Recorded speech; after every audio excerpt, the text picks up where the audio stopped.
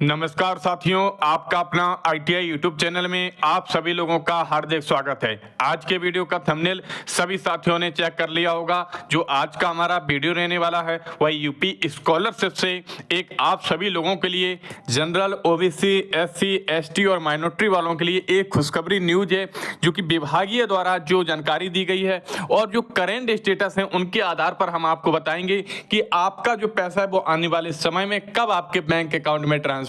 किया जाएगा। सारी जो करंट स्टेटस की एरर्स सारे लोगों के सामने आ रही हैं, उन सभी का सॉल्यूशन आपको हम बताएंगे, किस तरीके से आपका पैसा आएगा और आपको क्या प्रोसेस है वो आपको करनी पड़ेगी। अगर आप हमारे यूट्यूब चैनल पर पहली बार जुड़े हो, हमारे चैनल को सब्सक्राइब कर लें, बेल आइकन को प्रेस कर दें और वीडियो आपको अच्छा लगे तो अंत में हमारे वीडियो को एक लाइक अवश्य कर दें। चलिए सबसे पहले हम बात करते हैं कि सेकंड कैटेगरी का जो बोल सकते हैं सेकंड इंस्टॉलेशन जो कैटेगरी का है SC ST का, वो कब आएगा। सबसे पहले हम इस पर बात करते हैं। और काफी लोगों का जो स्टेटस है वो फर्स्ट इंस्टॉलेशन तो आ चुका है SC और ST का, लेकिन जो सेकंड इंस्टॉलेशन है वो कब तक आएगा और आपके करंट स्टेटस में इस समय क्या प्रदर्शित हो रहा होगा वो आपको हम इस वीडियो के माध्यम से बताने वाले हैं। चलिए, आप सभी लोगों को हमें उम्मीद रही होगी कि आप सभी लोगों के करंट स्टेटस में इस तरीके का एक जो नया करंट स्टेटस है जो कि आप सभी लोगों के करंट स्टेटस में भी प्रदर्शित हो रहा होगा, जिनका फर्स्ट इंस्टॉलेशन आ चुका है और सेकंड इंस्टॉलेशन अभी तक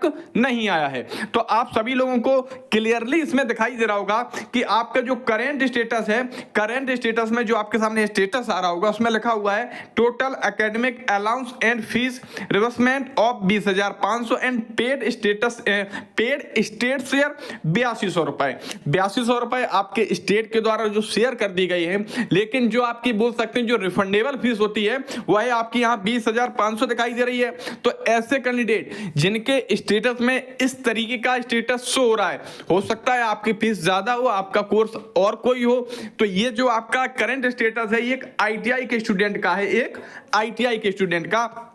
तो ऐसे कैंडिडेट जिनके करंट स्टेटस में यह वाला करंट स्टेटस प्रदर्शित हो रहा है, तो ऐसे कैंडिडेटों को हम बताना चाह रहे हैं कि आपके आने वाले समय में 30 अप्रैल से पहले आपके बैंक अकाउंट में पैसा ट्रांसफर कर दिया जाएगा। और आप अपना PFMS पर भी अपना स्टेटस चेक करते रहें, क्योंकि PFMS पर भी आपका अमाउंट लग गया होगा। आप सभी लोग आज ही अपना जो करंट स्टेटस है वो आप चेक कर पाएंगे, क्योंकि PFMS पर लगातार जो अपडेशन की प्रक्रिया विभाग द्वारा की जा रही है वो लगातार की जा रही है। काफी लोगों के आप बोल सकते हैं 21, 22, 23 में काफी लोगों के जो स्टेटस हैं वो अपडेट हुए हैं। आप देख सकते हैं काफी लोगों के जो स्टेटस है वो धीरे धीरे अपडेट हो रहे हैं। किसी का दोपहर को 12 बजे हुआ है, तो किसी का शाम को 4 बजे तक हुआ है, 5 बजे तक हुआ है। तो काफी लोगों के करंट स्टेटस अपडेट हो रहे हैं। आप अपना सबसे पहले सभी जो SC और ST कैटेगरी के सेकंड इंस्टॉलेशन का जो इंतजार कर रहे हैं वह सबसे पहले अपना करंट स्टेटस चेक करेंगे। करंट स्टेटस के बाद अपना PFMS पर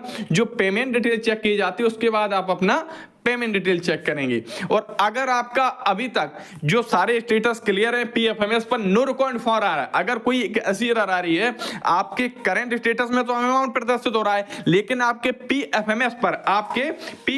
पर क्या हो रहा है कि नो रिकॉर्ड फाउंड का ऑप्शन आ रहा है, तो ऐसे कैंडिडेट हमने उन्हें तरीका बताया है। आप 1076 पर कॉल करिए, जनसुनवाई पोर्टल पर शिकायत करिए, और जो समाज कल्याण विभाग के हेल्पलाइन नंबर हैं आप उन पर भी बात कर अपनी समस्या का निराकरण करा लेंगे, जिससे आने वाली 30 अप्रैल तक आपके बैंक अकाउंट में जो पैसा है वो विभाग द्वारा ट्रांसफर कर दिया जाएगा। तो SC ST वाले कैंडिडेट सभी लोगों को जो जानकारी है वो हमने अवगत करा दी है। अब इसमें एक माइनर केस ये हो सकता है सेकंड इंस्टॉलेशन से रिलेटेड कि कभी कभार क्या होता है कि जो 30 अप्रैल तक अगर सेकंड इंस्टॉलेशन का पैसा नहीं भेजा है बाकी के बचे हुए छात्रों का, तो उनके आने वाले समय में आप सभी लोगों को पता होगा SC और ST कैटेगरी का थर्ड फेज में भी पैसा भेजा जाता है। तो उनका जो थर्ड फेज का जो पैसा भेजे जाने की जो डेट रखी गई है वो 21 जून रखी गई है, लेकिन आप बोल सकते हैं जो कुछ कैंडिडेट 30 अप्रैल तक छूट जाएंगे जिनका सेकंड इंस्टॉलेशन का पैसा नहीं आएगा, तो उनका आप बोल सकते हैं 21 से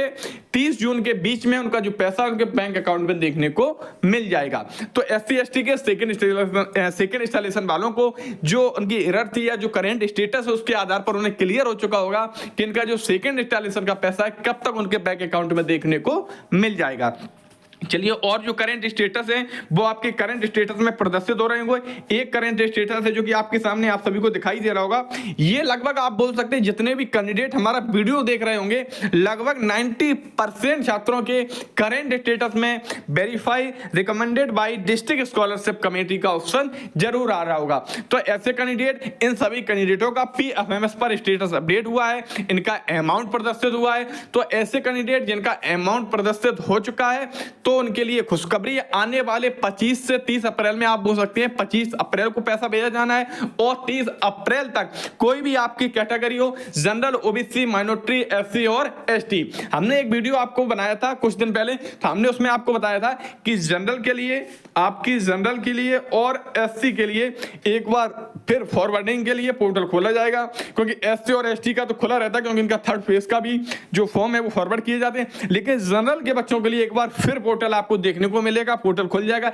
ऐसे कैंडिडेट जिन्होंने अपना फॉर्म ऑनलाइन करवा लिया था जनरल कैटेगरी में, लेकिन अपने कॉलेज में उस फॉर्म को जमा नहीं किया था, तो ऐसे कैंडिडेट अपने कॉलेज से संपर्क कर लें, क्योंकि एक बार फिर उन्हें मौका दिया जाएगा उनके कॉलेज की तरफ से, उनका जो फॉर्म है वो फॉरवर्ड विभाग की तरफ किया जाएगा, केवल जनरल कैटेगरी का। एससी को तो चलता रहता है। अब हम बात करते हैं माइनॉरिटी और ओबीसी का। तो ऐसे कैंडिडेट माइनॉरिटी में और ओबीसी में जिनका यह स्टेटस प्रदर्शित हो रहा है verify recommended by district scholarship committee, तो ऐसे कैंडिडेट अपना PFMS पर जाकर अपना करंट स्टेटस चेक करें। करंट स्टेटस में अमाउंट प्रदर्शित हो रहा है तो कोई दिक्कत नहीं है, उन्हें 25 से 30 अप्रैल तक इंतजार करना है। लेकिन अगर स्टेटस में नो डाटा फाउंड आ रहा है या कोई अन्य एरर आ रही है तो उन्हें वही करना है, 1076 पर शिकायत करनी है, जन सुनवाई पोर्टल पर शिकायत करनी है और समाज कल्याण विभाग के हेल्पलाइन नंबरों पर आपको बात करनी है। तो जो verify recommended by district scholarship committee का जो स्टेटस है, करंट स्टेटस में आप सभी को सॉल्यूशन मिल चुका होगा। चलिए आगे हम आपको बताते हैं एक स्टेटस और है, ये भी स्टेटस आप बोल सकते हैं काफी लोगों के करंट स्टेटस में प्रदर्शित हो रहा होगा। तो ऐसे कैंडिडेट जिनका bank pending and district scholarship committee से अभी तक पेंडिंग में है, तो ऐसे कैंडिडेटों के लिए आप बोल सकते हैं खुशखबरी भी और निराशा भी है, क्योंकि काफी समय से इनका जो स्टेटस है वो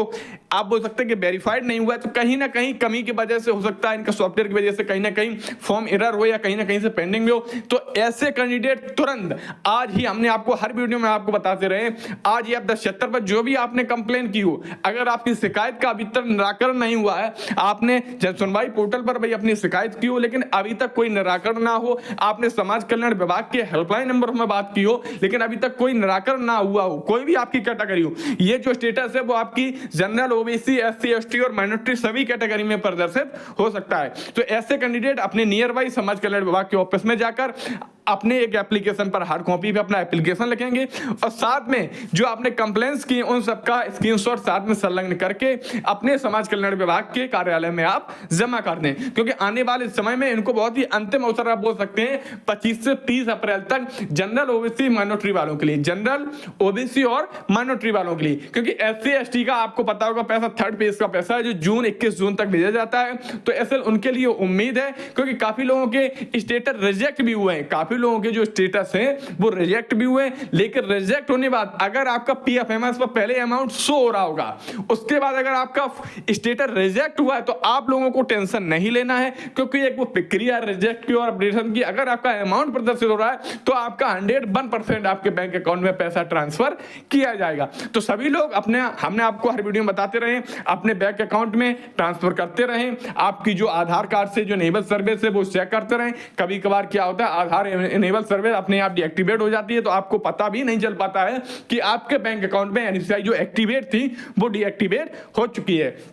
तो आप सभी को जो हमने वीडियो में जो 3 एरर्स थी, जो इंपॉर्टेंट एरर्स थी, लगभग सभी के स्टेटस में प्रदर्शित हो रही होंगी। तो ऐसे कैंडिडेट सभी को सॉल्यूशन मिल चुका होगा। अगर फिर भी किसी भी छात्र का ऐसा स्टेटस है जो हमने इस वीडियो में करंट स्टेटस का सॉल्यूशन नहीं बताया है, आप हमें कमेंट करिए। डिस्क्रिप्शन में हमारा मोबाइल नंबर डला हुआ। हमारा पूरा प्रयास रहता है कि जो हमारे साथी अगर हमारे यूट्यूब चैनल से पहले जुड़े हुए हैं तो उन्हें निराकरण मिलता रहता है, और जो पहली बार हमारे इस वीडियो को से जुड़े हुए हैं तो वो भी अपना निराकरण हमारे हमारे यूट्यूब चैनल से जुड़कर करवा सकते हैं। डिस्कशन में मोबाइल नंबर पे आप हमें कॉल भी कर सकते हैं, मैसेज करके भी अपनी सूचना का समाधान करवा सकते हैं, और हमें कमेंट में आप कमेंट भी कर सकते हैं। हमारा पूरा प्रयास रहता है कि एक एक कमेंट का जवाब हम अपने साथियों के पास पहुंचा सकें, जिससे कि जो उनकी एरर्स है, उनकी जो प्रॉब्लम्स हैं, उनका हम सॉल्यूशन कर सकें। तो उम्मीद रही होगी सभी साथियों को जो हमारा वीडियो है बहुत ही वीडियो अच्छा लगा होगा। वीडियो अच्छा लगा तो हमारी वीडियो को लाइक अवश्य कर दें, और आपके ऐसे छात्र, आपके ऐसे मित्र जिनका स्टेटस में यही प्रदर्शित हो रहा है, तो उनके साथ इस वीडियो को आप शेयर भी कर सकते हैं। तो वीडियो में बने रहने के लिए सभी साथियों का एक बार फिर बहुत बहुत धन्यवाद।